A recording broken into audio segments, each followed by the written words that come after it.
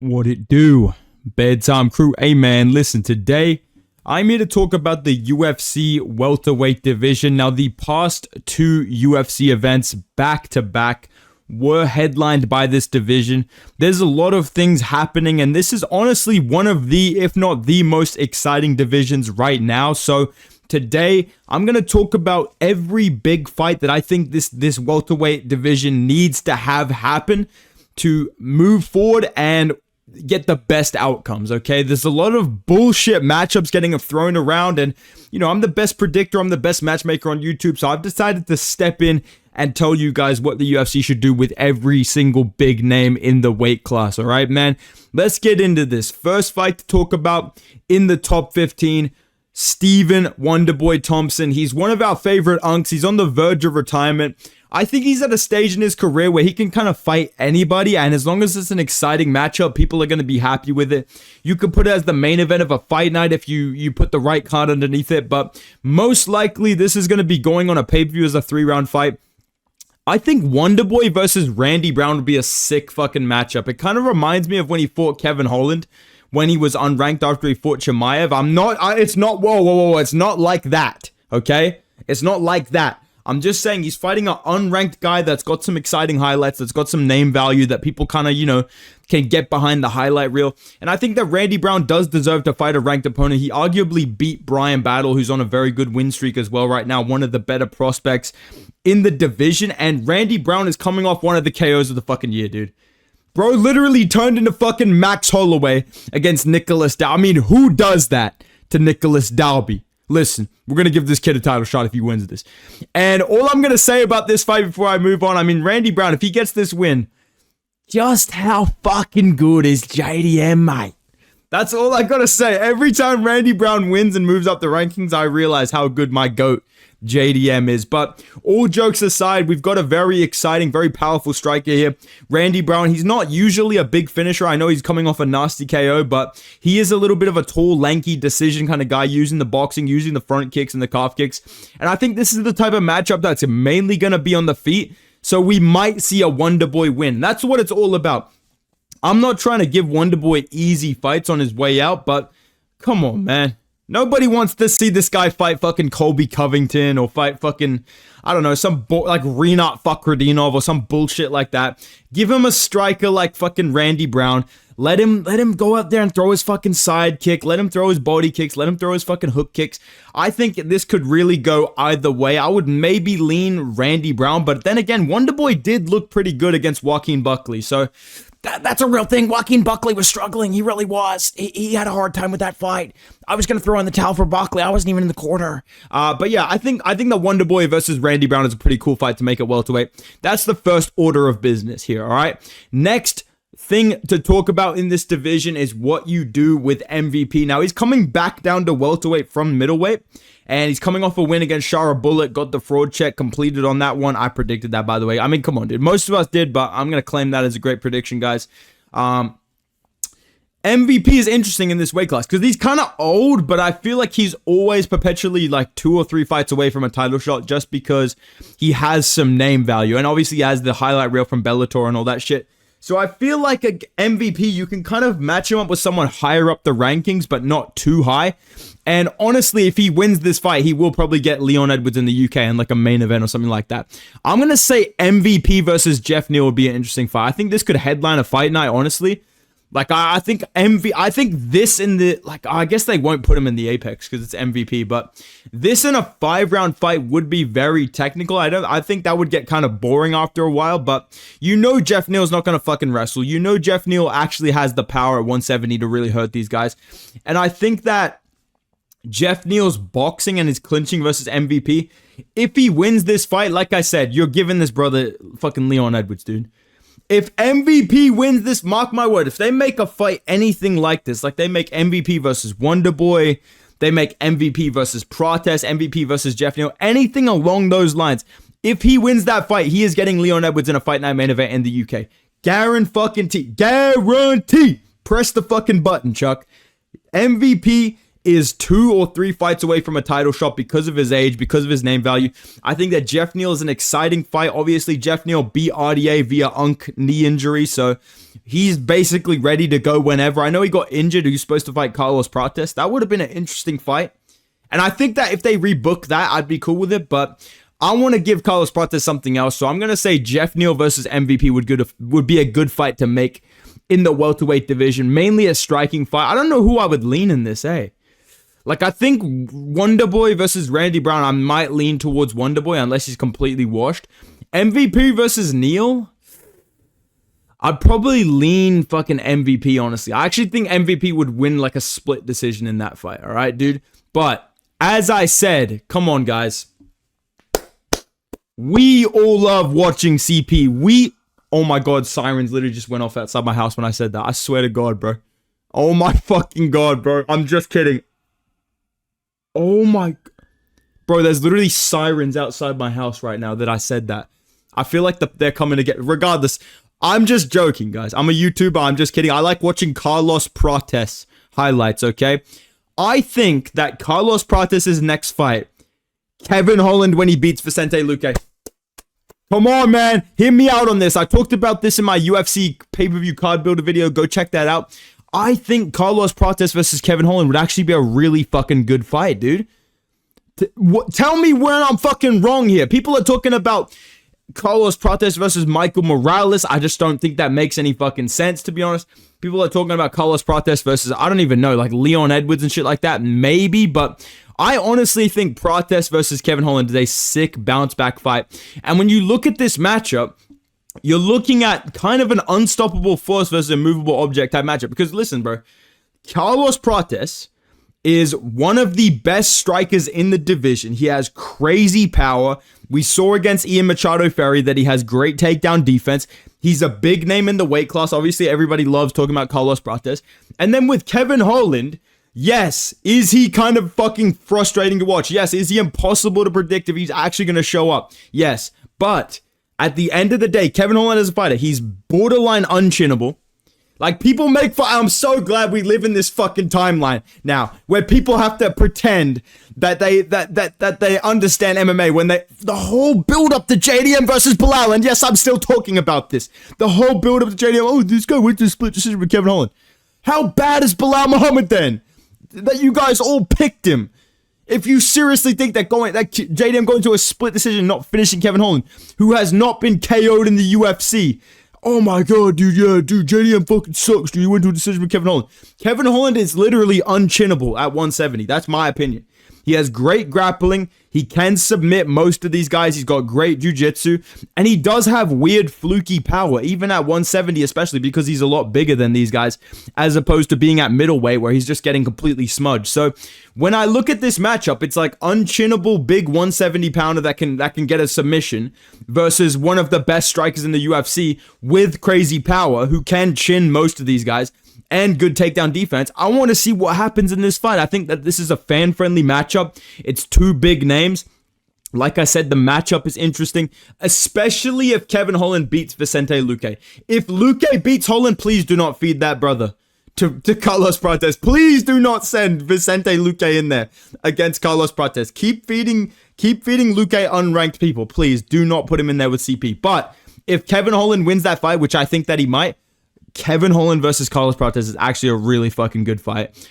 I want to see that shit. All right, dude. Now we're getting into the upper echelon of the welterweight division. And obviously over the weekend, I casually went fucking 11-0. I don't know how I've pulled off a perfect sweep of the fight night card, but I am the best predictor on YouTube, so I shouldn't be that surprised. Unfortunately, my brothers, Baby Dorino, Gilbert Burns took another loss, and it is sad because it's making my GOAT JDM's legacy look worse, but it doesn't matter because we already got the belt, so it doesn't really matter. I think they need to pull the trigger on this fight, dude. I think we need Burns versus Colby Covington, bro. I don't know why Burns is trying to look at me all tough. I don't know why little bro's fucking mean mugging me, dude. Like, bro, do not look at me like that, Baby Dorino. But this is the fight that should have happened a long time ago. I think now is the time to pull the trigger on it. I mean, you got an fucking matchup here. Two completely washed up former top 5 welterweights. Never gonna get back to the belt. Both of them are on the verge of retirement. This is the fight we should get from these guys before they retire. Like, we wanted to see this back in like 2020, 2021. you know, they should have arguably made this fight after both of them lost to Kamaru Usman, like, especially after Colby lost to Usman the second time. I think this fight should have happened, and then if Colby lost to Burns, he should have fought Masvidal, but I'm glad we got Colby versus George. I'm glad we got the fucking, I don't have a fucking Obama phone, dude. I don't have a fucking Obama phone, dude. I'm gonna break your fucking face, dude. Literally, bro. I'm gonna break your fucking face, dude. This individual said I had a fucking Obama phone. I'm glad we got that saga out of it at least, but yeah, I think Burns versus Covington, preferably on a pay-per-view so we can see Gilbert Burns fucking deal with Colby at the Burns, Gilbert Burns is just a complete joke of the division. The guy's a complete joke. The guy got knocked out in his last fight. The guy's a complete bum. You know, complete joke of the division. My last fight, you know, the doctor didn't even know what she was doing. She didn't even know what state she was in. I want to see Colby at least give it one more go before he retires, bro. The shtick has one fight left, and I think Gilbert Burns versus Colby Covington at 170. We gotta see this before they retire. All my real welterweight fans that were there for the reign of Kamaru Usman, the reign of Tyron Woodley, you wanted to see this fight at some point. I think we deserve to see this before they retire. Let's do Gilbert Burns versus Colby Covington, all right, man? As for Miles Morales, I mean, give it up for the guy. The guy literally got rejected by Haley Steinfeld, but then he moves on and KOs Gilbert Burns. Pretty impressive win streak that he's on. Leon Edwards. Your time has come, brother.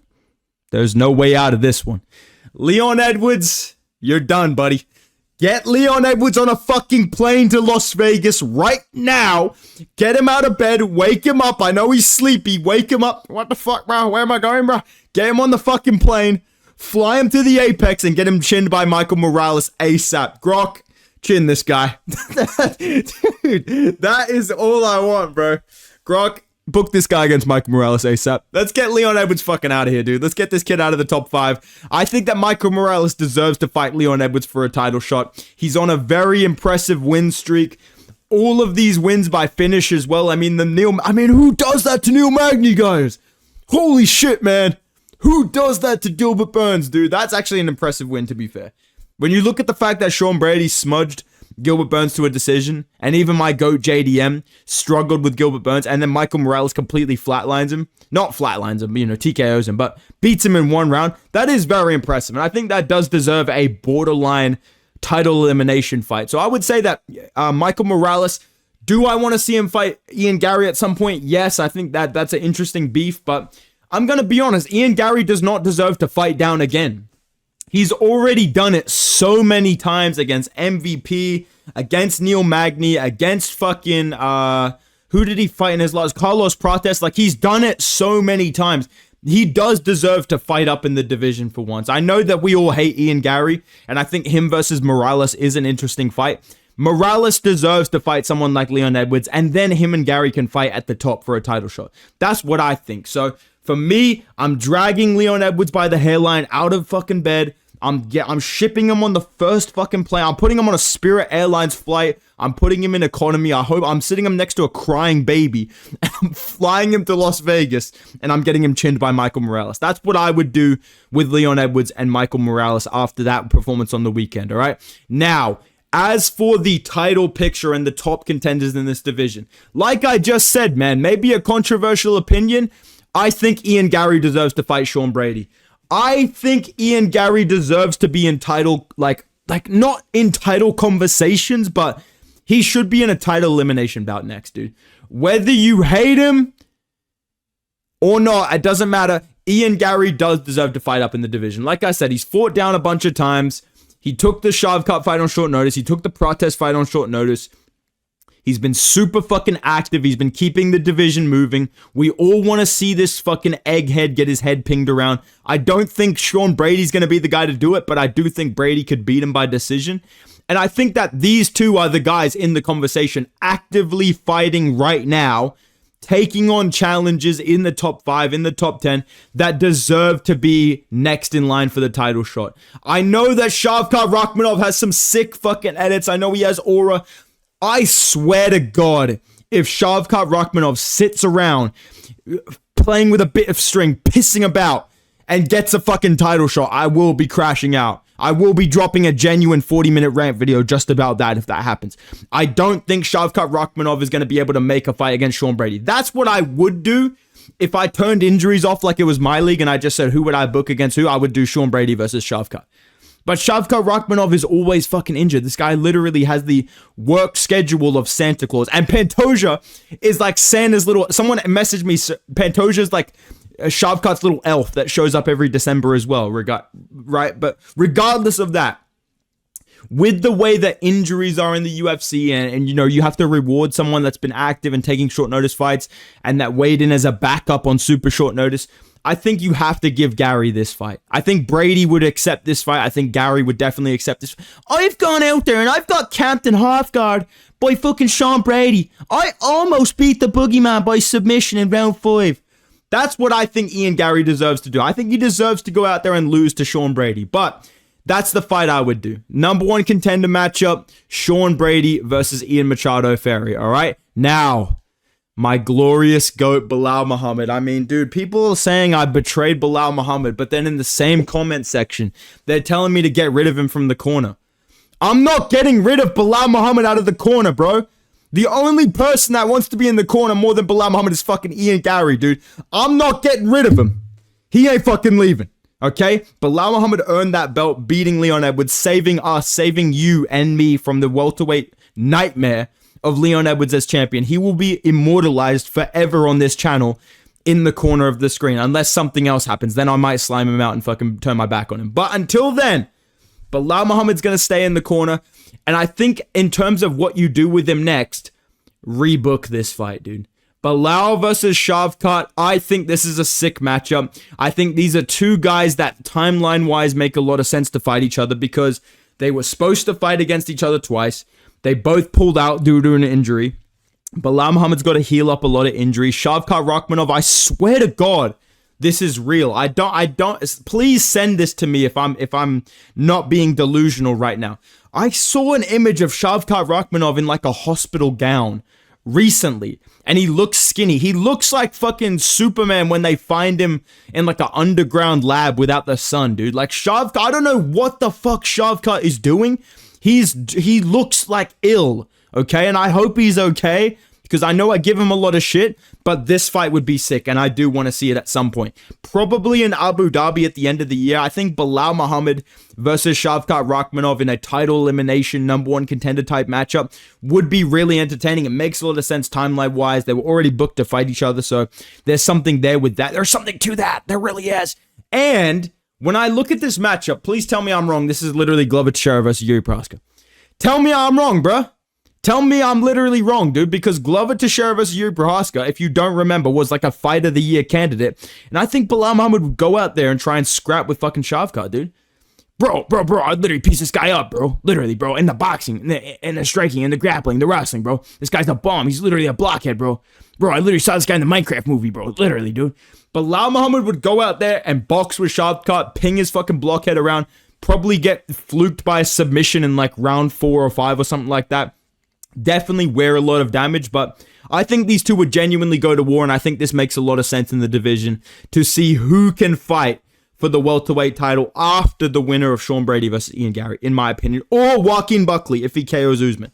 That's the one thing with this division is there's so many fucking challenges and elimination bouts you can make. Like if they make Belal versus Shavkat and Brady versus Garry, and you have Buckley versus Usman, that's genuinely 3 title contenders that all deserve a title shot. Like, I don't know whether we can put together a fucking triple threat or what, but those 3 guys, they're right there. Like, those 3 matchups, they're right there. And especially now, maybe we booked some winners against each other because, mate, JDM is gonna fucking TKO Islam Makhachev, bro. Bro, Volk basically fucking beat him already, mate. Listen, I'm not gonna fucking drag this out with the fucking Aussie casual, but there has never been a better time in life to be an Aussie casual than right now, because I genuinely believe JDM's gonna KO Islam Makhachev. You know I'm a fan of Islam Makhachev if you know my channel. I don't give a fuck, dude. JDM beats this guy. I would have said this before he fought Belal Muhammad if this matchup was not like a comical idea 2 months ago. But now that it's about to be a reality, get ready, bro. Because JDM's going to sleep Islam Makhachev. He's going to get on the mic. Yeah, yeah, pretty good fight. Probably fight Shavkat next. That'd be a good fight, Shout out to bedtime. No, I'm just making shit up. But listen, hear me out, dude. Islam Makhachev struggled with Dustin Poirier on a full camp. Imagine a Dustin Poirier that's bigger, that's younger, that's better right now, especially in terms of takedown defense, especially in terms of his ability to scramble and not move around in slow motion because he's not 37 years old. And I would argue that JDM has more power because he's a fucking welterweight. He's more versatile on the feet as well. JDM is not just a pure boxer like Dustin Poirier. He has nasty front kicks. He lands head kicks. He uses calf kicks. This kid's landing fucking Sean O'Malley knees on Bilal Muhammad. He threw 3 elbows in a row against fucking Bilal Muhammad, dude. This guy's shooting takedown attempts against these guys. I think JDM beats Islam Makhachev, and I think once he does that and sends Islam back down to 155, he's going to have the winner of Sean Brady versus Ian Garry. He's going to have the winner of Shavkat versus Bilal Muhammad in the conversation. I think with those matchups, you kind of hope that one of the wrong options wins, which is like, if Bilal Muhammad beats Shavkat, he's not getting a title shot. It's going to clearly be either Buckley when he beats Usman or Sean Brady when he beats Garry. That's what I think it's going to be. I think this guy will defend his belt against like a Buckley, a Brady, a Ian Garry, maybe a Shavkat at some point. I genuinely think JDM can become the welterweight GOAT. That's the last thing I'm going to say. When I look at this division, I look at these names, I think JDM genuinely has a path to victory against all of these guys. I know people are going to still try and fraud check him. They're still going to try and pump the brakes. They're never going to believe in the GOAT JDM. But if you are an Aussie casual like me, you see what I see. You see that right now is the best time to be an Aussie casual because JDM is going to fucking sleep Islam Makhachev, bro. He's going to put the fucking 1-2 on him, bro. Seriously, mate. He really fucking is, lad. So this is what I would do with the welterweight division. These are my thoughts on the division as a whole and on my GOAT JDM defending his belt against Islam Makhachev. Hopefully that happens in like late September, early October, probably in Abu Dhabi if I had to guess. But let me know your thoughts in the comments down below. If you guys enjoyed the video, drop a like. Make sure you subscribe to the channel if you're not already as well. Let me know what you thought of the card over the weekend. I thought those finishes looked pretty exciting. I'm pretty happy that I went 11-0 on that, just pretty casually. But yeah, let me know all that stuff down below. If you enjoyed the video, drop a like, subscribe, all that. Go follow me on Instagram and Twitter at Bedtime MMA. And I will see you guys in the next video, man. Goodbye.